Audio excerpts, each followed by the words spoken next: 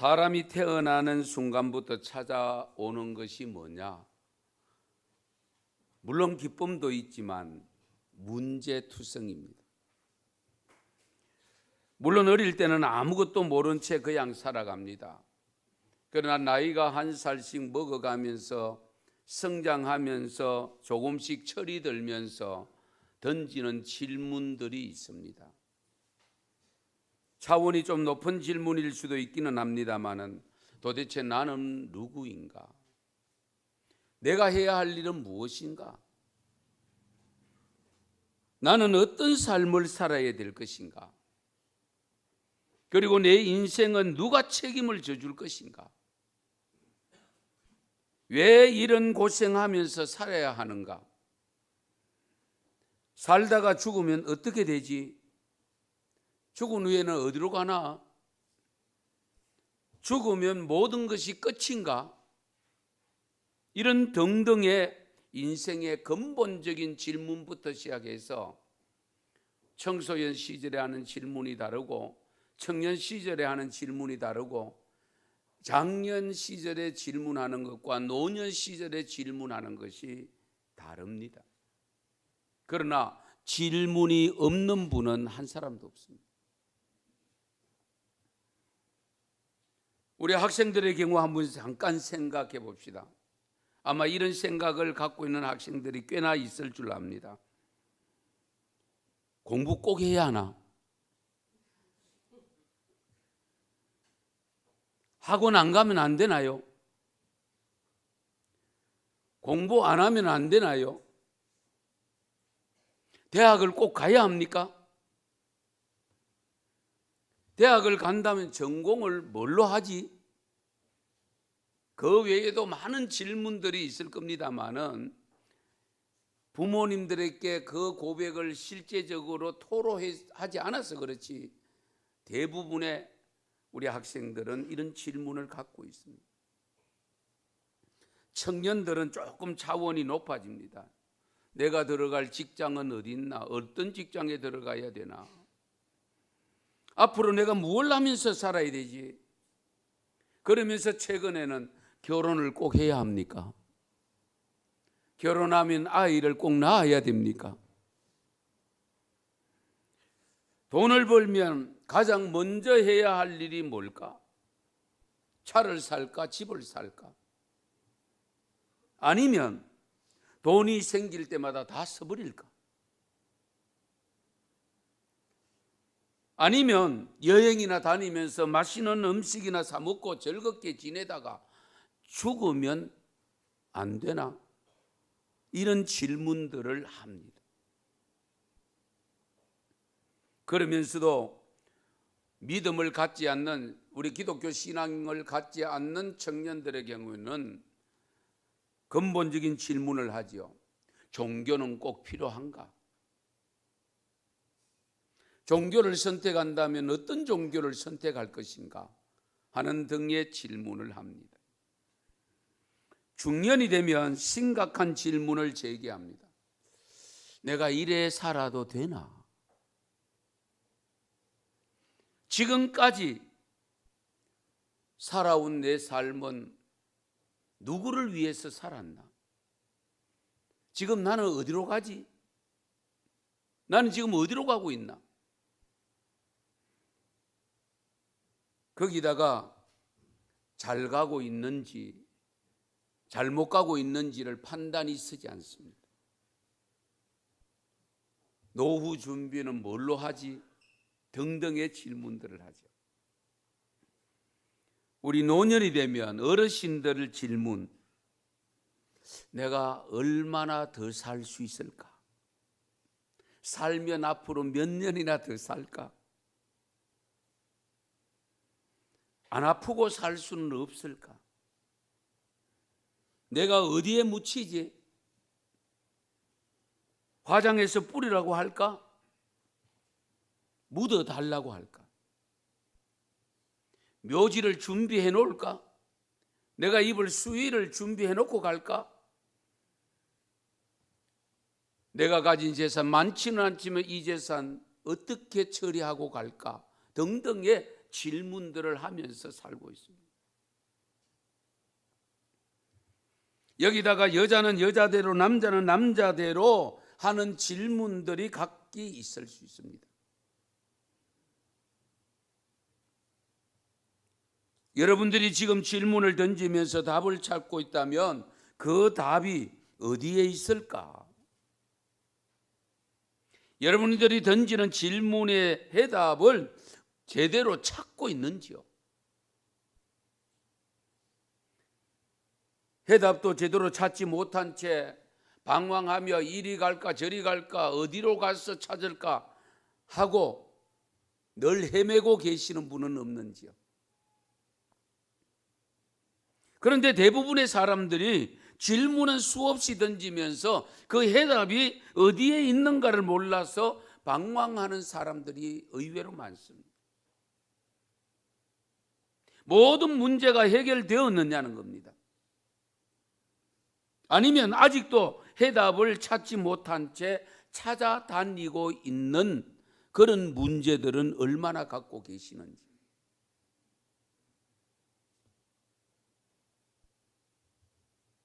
여러분들이 찾는 답이 어디에 있는지 여러분들은 다 알고 계십니까? 해답이 멀리 있는 것이 아니고 가까이에 있습니다. 다만 가까이 두고도 찾지 못하고 헤매는 경우들도 볼 수가 있습니다. 오늘 특별히 청년주일입니다. 비전이 없어 보이는 대한민국에 살고 있는 청년들이요, 여러분은 지금 문제의 해답을 찾기 위해서 어디로 주로 다니고 있는지, 성도 여러분들은 지금 어디로 가고 있나요? 수없이 밀려오는 문제들의 해답을 제대로 찾지 못해서 방황하면서 이리저리 헤매는 인생들의 문제의 해답을 알려주는 곳이 어디에 있을까? 철학일까요? 고전일까요? 인문학일까요? 사서상경에 있을까요? 논어에 나올까요? 인생의 모든 문제는 결론적으로 말씀드리면 그 해답은 성경에 있습니다. 출생부터 세상을 떠날 때까지 가지는 모든 문제에 대한 해답은 성경에 다 들어 있습니다. 이 사실을 믿습니까? 믿어져야 돼요. 만약에 그것을 믿고 있다면, 알고 있다면 알면서 왜 못 찾아가고 헤매느냐는 겁니다. 적어도 내가 생각하고 있는 이 질문, 이 문제만큼은 성경에서 해답을 주지 못한다고 생각할 수도 있습니다.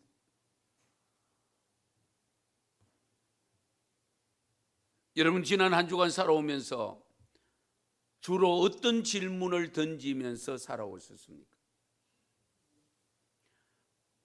아무런 문제가 없이 질문 하나 던지지 아니하고 그냥 살아온 분 계십니까? 아마 그런 분은 거의 없을 겁니다.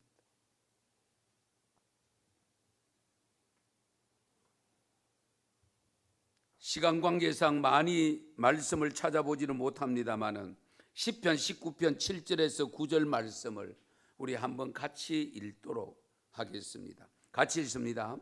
여호와의 율법은 완전하여 영혼을 소성시키며 여호와의 정건은 확실하여 우둔한 자를 지혜롭게 하며 여호와의 교훈은 정직하여 마음을 기쁘게 하고 여호와의 계명은 순결하여 눈을 밝게 하시도다.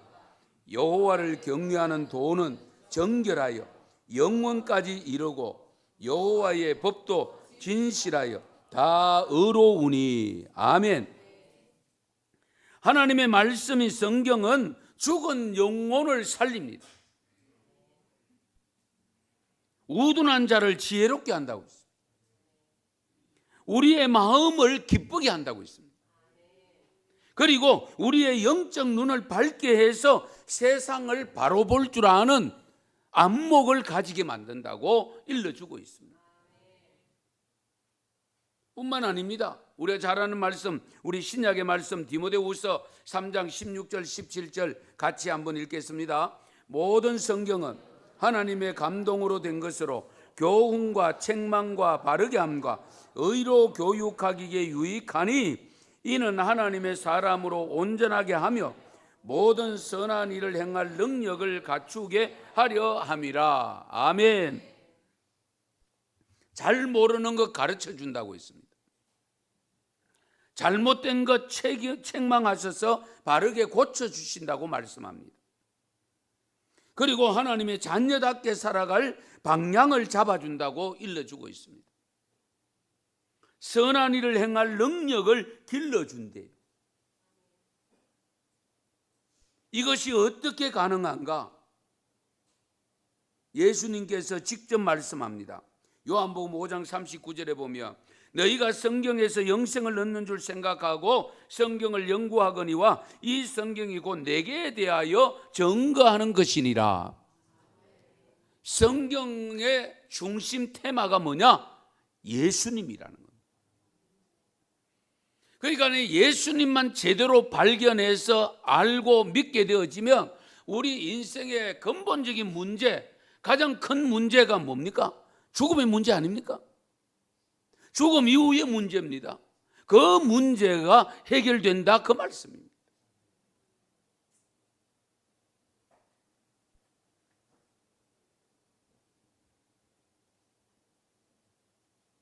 이와 같은 성경을 읽지 아니하고 묵상하지 아니하고 어디에서 여러분의 수많은 문제의 답을 찾고 있는지요?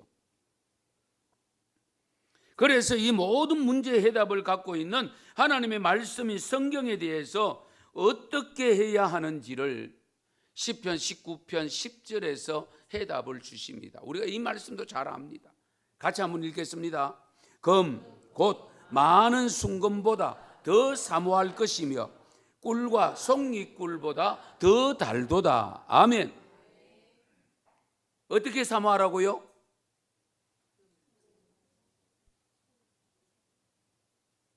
벌써 잊어버렸습니까? 검사 모으려고 하지 마시고 요즘 무슨 화폐 또 있대요? 네? 가상화폐인가요? 이런 거 사모으려고 하지 마시고 정말 우리가 사모해야 될 것은 뭐냐? 순금보다도 더 사모해야 될 것은 뭐라고요? 말씀. 하나님의 말씀.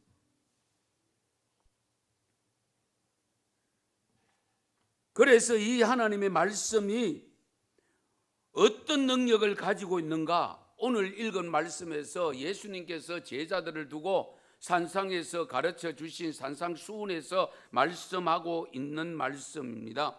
천지가 없어지기 전에는 율법의 1.1핵이라도 결코 없어지지 아니하고 다 이루리라.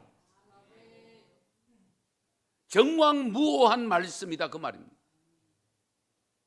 반드시 하나님이 하신 말씀은 그대로 이루어지는 것을 믿으시기 바랍니다.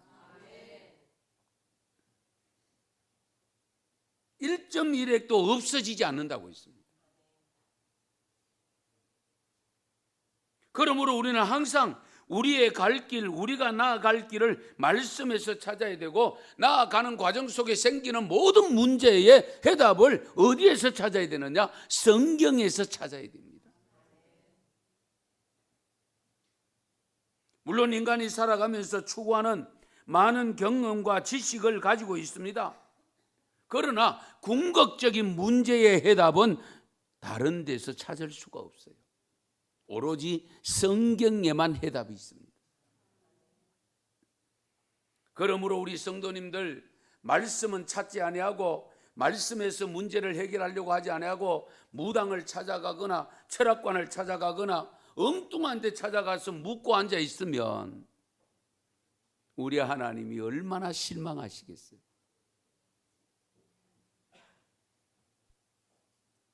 그러므로 지금까지도 나름대로 그렇게 살아오신 줄로 저는 믿고 말씀드리지만은 앞으로도 계속적으로 여러분에게 주어지는 수많은 문제들, 크고 작은 문제들까지라도 그 문제를 해결을 먼저 세상적인 방법으로 찾기 전에 하나님 말씀에서 먼저 찾아서 거기에 지시대로 살아갈 수 있기를 축원합니다.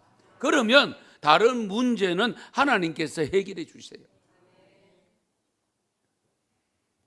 민수기 23장 19절에 이런 말씀이 있습니다. 같이 읽겠습니다.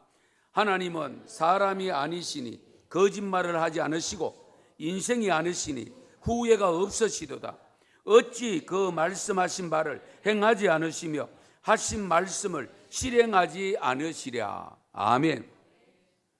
하나님은 우리 사람과 다르기 때문에 우리 사람들은 아침에 이야기해놓고 저녁에 지키지 않거나 거짓말하는 경우가 다반사로 일어나지만 우리 하나님께서는 거짓말을 하지 않으시고 인생이 하지 않으시기 때문에 하신 말씀에 대한 후회도 없으시다고 했습니다.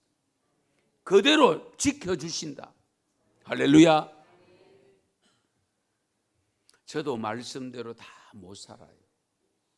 여러분이 혹 목사 보고 실망할 수도 있습니다. 그럴 때가 있으면 우리 목사님도 사람이지 그렇게 하고 위로를 받으시면 돼요. 우리를 실망시키지 않을 분은 하나님 한 분밖에 없어요. 그렇게 사랑하는 자식도 키워놓으니까 실망시키잖아요. 그렇게 사랑스럽게 나를 사랑해 주시고 애지중지하면서 길러주셨던 부모님과 할머니, 할아버지도 우리를 실망시킬 때가 있잖아요. 그러나 우리 하나님은 절대로 실망시키지 않습니다. 왜? 반드시 약속하신 말씀은 그대로 이루어 주시는 분이기 때문에. 성경은 하나님의 말씀입니다. 진실합니다. 확실합니다. 분명합니다. 틀림이 없습니다. 거짓이 없습니다. 그래서 우리에게 필요한 것이 뭐냐? 믿음입니다. 그 사실들을 믿어야 말씀을 찾게 되어지고 그 말씀 속에서 문제를 해결받으려고 하는 거예요.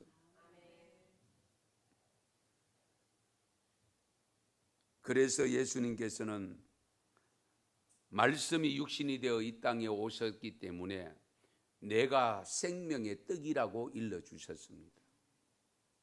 말씀이 육신이 되어 인카네이션해서 오신 분이 예수님입니다. 그래서 예수님을 나가 생명의 떡이라고 하시면서 자 받아 먹어라. 먹는 자는 영생을 얻는다고 했습니다. 우리 하나님께서 얼마나 신실한지 잘 들어보시기 바랍니다.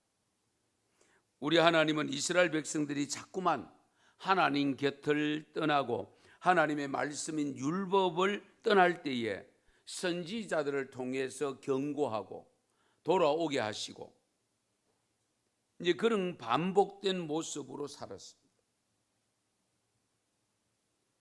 사람의 갈 길을 알지 못하여 방황할 때도 항상 선지자를 보내서 말씀을 일러주고 말씀을 통해서 깨닫게 하고 돌아오는 사람은 하나님이 복을 주시고 그렇지 않는 사람은 결국 망하는 길로 갔던 것을 성경 속에서 얼마든지 찾아볼 수 있습니다.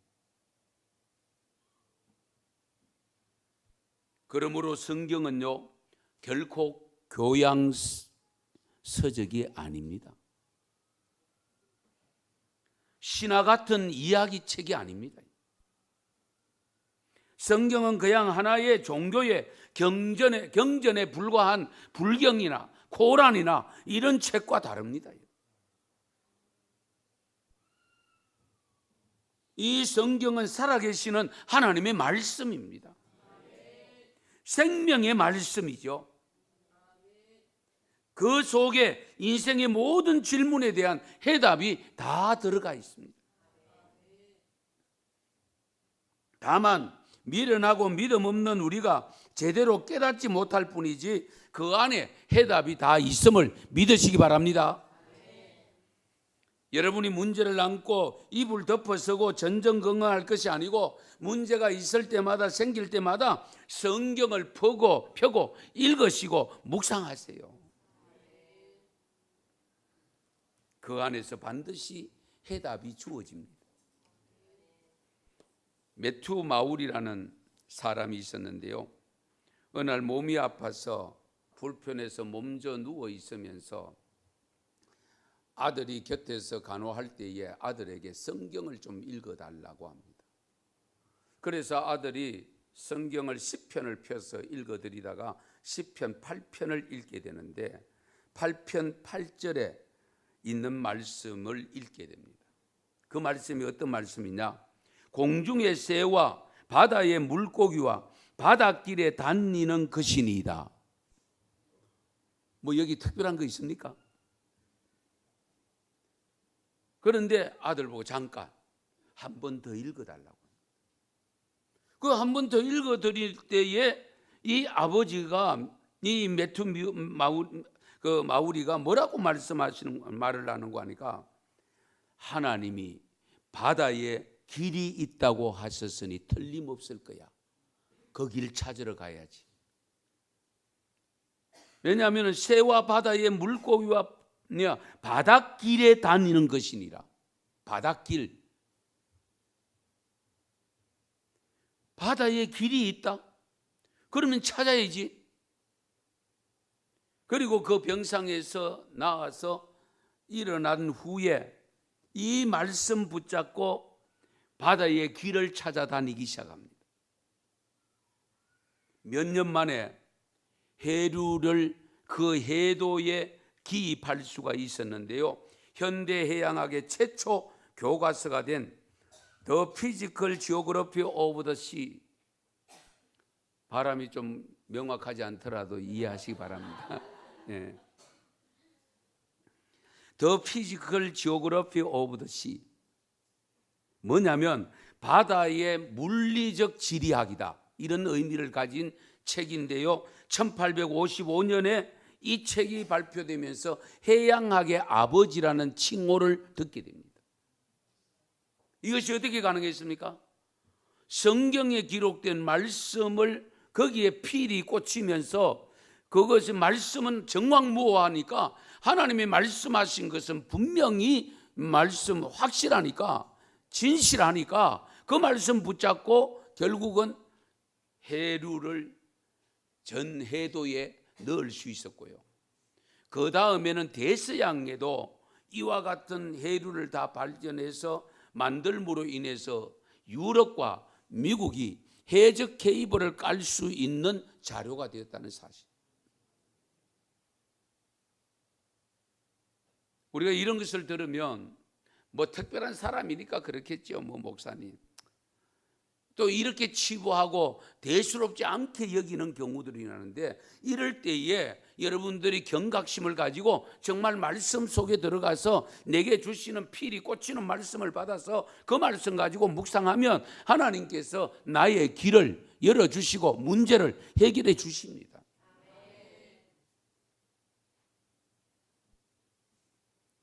여러분이 갖고 있는 성경에 무진장한 비밀의 해답이 들어있다는 사실을 반드시 믿으시기 바랍니다.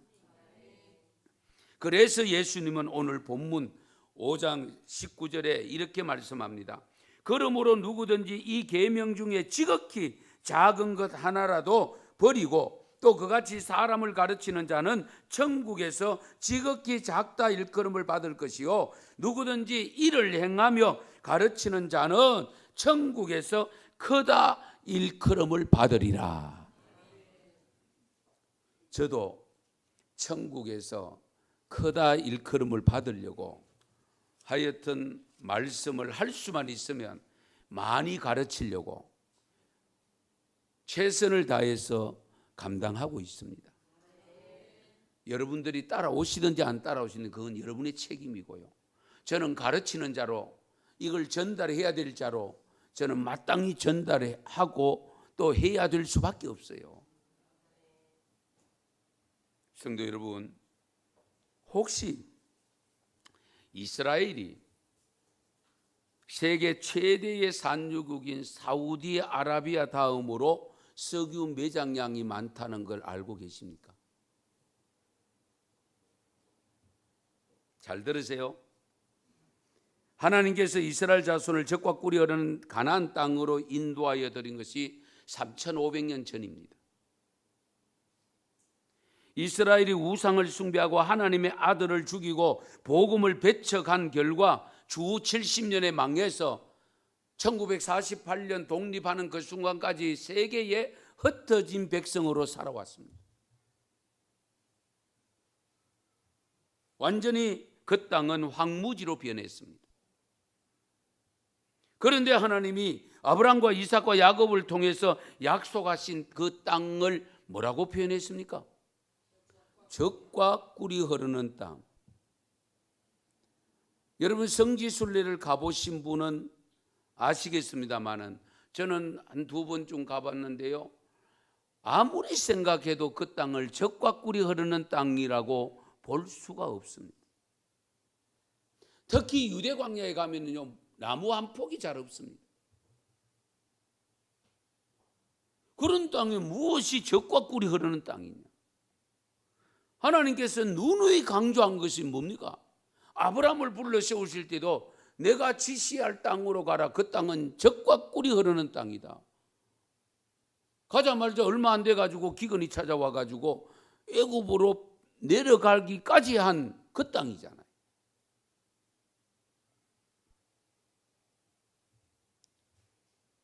출애굽기 3장에 보면 하나님이 애굽에서 고생하는 이스라엘 백성들을 해방시켜 달라는 기도를 들으시고 미디안 광야에서 양을 치던 모세를 불러가지고 출애굽시켰잖아요.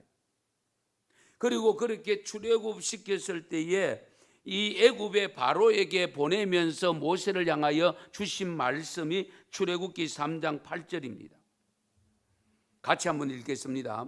내가 내려가서 그들을 애굽인의 손에서 건져내고 그들을 그 땅에서 인도하여 아름답고 광대한 땅, 젖과 꿀이 흐르는 땅, 곧 가나안 족속과 헷 족속, 아모리 족속, 버리스 족속, 히위 족속, 여부서 족속의 지방에 데려가려 하노라. 아멘. 분명히 말씀합니다. 젖과 꿀이 흐르는 땅이라고 했습니다. 하나님이 직접 말씀하신 겁니다. 하나님이 왜 이 땅을 젖과 꿀이 흐르는 땅이라고 했을까? 지금은 이스라엘이 1948년 독립해서 그 메마른 땅을 하여튼 물을 끌어들여 가지고 옥토로 만들어서 거기서 생산되어지는 농작물 이런 것들을 수출까지 하고는 있기는 합니다만은, 그러나 그 땅을 젖과 꿀이 흐르는 땅이라고 볼 수는 없습니다. 그런데요, 15년 전에 유명한 사건이 하나 발생합니다. 이스라엘의 유전 탐사 회사인 지보토 올람이라고 하는 회사가 있는데 이 회사의 CEO가 토비아 르스킨이라는 사람입니다. 원래 이 사람은 러시아에서 태어났다고 그래요. 그래서 유학을 하고 저 캐나다 쪽에 가 있다가 1984년도에 이스라엘로 건너오게 됩니다.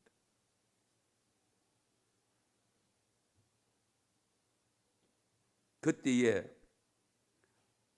이 르스킨이 어떤 생각을 가졌냐면, 분명히 이스라엘에도 석유가 많이 묻혀 있을 텐데 거기 어디에 있을까?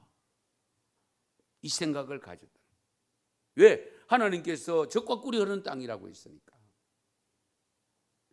이 질문을 하면서 성경을 읽다가 신명기 33장에 가서 필히 고칩니다.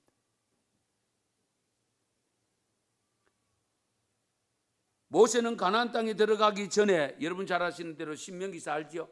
40년 광야 생활 방황해서 이제 요단강만 건너면은 가나안 땅에, 젖과 꿀이 흐르는 땅에 들어가기 그 직전에 이 이스라엘 백성들이 가나안 땅에 들어가서서 행할 지침서가 신명기서입니다.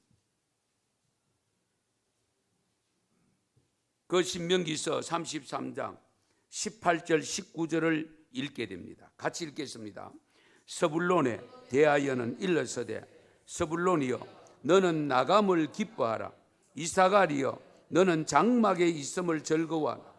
그들이 백성들을 불러 산에 이르게 하고 거기에서 의로운 제사를 드릴 것이며 바다에 풍부한 것과 모래에 감추어진 보배를 흡수하리로다. 아멘.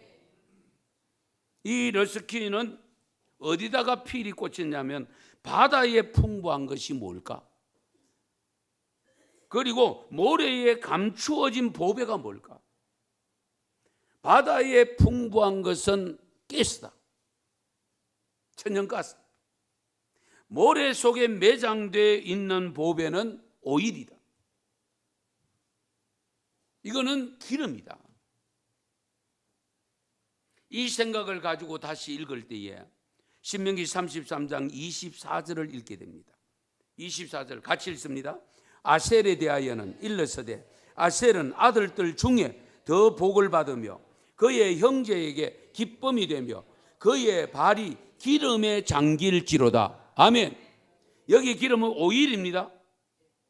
발이 기름에 잠긴다고 했어요. 그래서 이 아셀 조금 설명을 드릴게요. 이 아셀은 기쁨, 행복이라는 뜻을 가진 단어입니다. 지명입니다. 그런데 이 아셀 지파에 있어서 그 발이 기름에 잠길지로다고 있습니다. 직접적으로 예언이 되어 있습니다. 과거에는 기름진 땅에서 나오는 것 대부분 풍부한 농산물, 삼림 이런 것을 가르쳤지만 지금은 우리가 기름지다고 할 때에 대부분 오일을 상징할 때가 많습니다. 그래서 스불론 지파는 가나안 땅에서 배당받은, 여러분 아십니까? 지도를 못 보여드려 죄송한데요. 이스라엘 백성이 요단강을 건너서 여러분 그 지중해하고 맞닥뜨린 그 요단강과 지중해 그 사이가 팔레스틴 땅이잖아요. 그런데 이 스불론 지파는 바로 거기에 요단강을 건너서 지중해 연안 쪽에 조그만한 땅입니다. 여러분 집에 가서 혹 지도를 살펴보실 분은 살펴보시면 이해가 됩니다. 그런데 아셀 지파는 조금 더 북쪽입니다. 레바논 쪽인데 완전히 지중해에 붙어 있는 쪽의 땅입니다. 이 땅을 정확하게 이 르스키닌 씨가 그걸 확인하고 난 다음에 그 지역에 찾아가서 채굴을 하기 시작합니다. 유전을 찾기 위해서. 그런데요, 최초로 찾은 것이 뭐냐? 2004년, 지금으로부터 15년 전입니다. 거대한 유전을 발견하는데 10억 배럴이 매장되어 있는. 그리고 2009년에는 지중해에서 매장량이 10조 큐빅피터, 양을 저도 전문용어라서 잘 모르겠습니다만은 거대한 가스전이 타마르에서 발견이 됩니다. 이것을 2013년부터 생산하기 시작했습니다. 그리고 2010년에는 지중해 북부 지역에서 130km 떨어진 레비아탄이라고 하는 그 지역에서 천연가스가 발견되는데 매장량이 미국에 매장된 가스의 절반 양이라고 합니다. 그 돈으로 환산을 하면 100조 원이 된다고 합니다. 그리고 마지막 2013년에 이스라엘 북부의 쉐펠라라고 하는 그 지역에서 세일 석유가 발견이 됩니다. 이 세일 석유가 뭐냐? 여러분 잠깐 이해를 돕겠습니다. 이 땅이 지층이 여러 층이 있는데 세일층이 있는데 그 원래 그 층에 있는 기름은 잘 뽑아서 쓸 수 없는 경제적 가치가 떨어지는 것이라고 하는데 이스라엘에서 개발된 이 세일층에 있는 세일은 그대로 다 뽑아 쓸 수 있는 거라고 합니다. 거기 어느 정도냐? 사우디에 매장된 기름은 2,600억 톤입니다. 이스라엘 여기에 매장되어 있는 것이 2,500억 톤이라고 합니다. 사우디 다음으로 많은 양입니다. 별로 안 놀라시는데 이것이 어떻게 발견되어졌느냐? 하나님의 말씀에 필이 꽂혀서 말씀에 이렇게 되어 있으면 반드시 그 발이 오일의 장길이라고 했다면 반드시 있을 것이다. 그리고 바다에서 자원이 있고 그리고 모래 속에 보배가 있다고 했으니까 찾으면 나올 것이다. 그러니까 바다에서는 가스전이 계속 발견되어졌고 이 육지에서는 오일이 발견된 겁니다.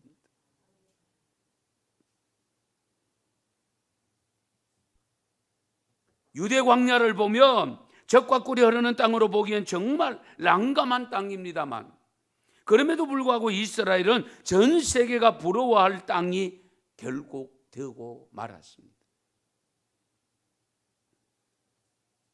이것은 결국 토비아 르스킨이 하나님의 말씀에 꽂혀서 의욕적인 탐사를 한 결과 하나님의 그 약속의 말씀을 믿고 탐사한 결과 하나님의 약속은 결코 헛되지 않다는 것을 우리에게 산 증거로 보여주고 있는 겁니다.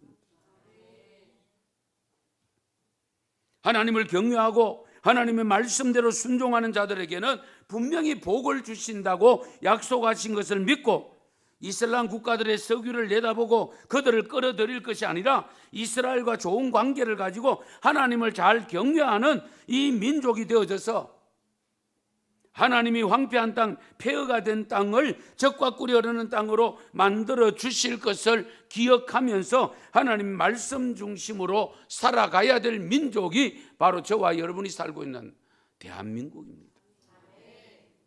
이 점을 분명히 기억하시죠. 성도 여러분, 다음 시대의 주인공 우리 청년들이요, 청소년들이요, 아직도 무엇을 해야 할지 모르는 분 계십니까? 무엇을 선한지 악한지 모르는 분 계십니까?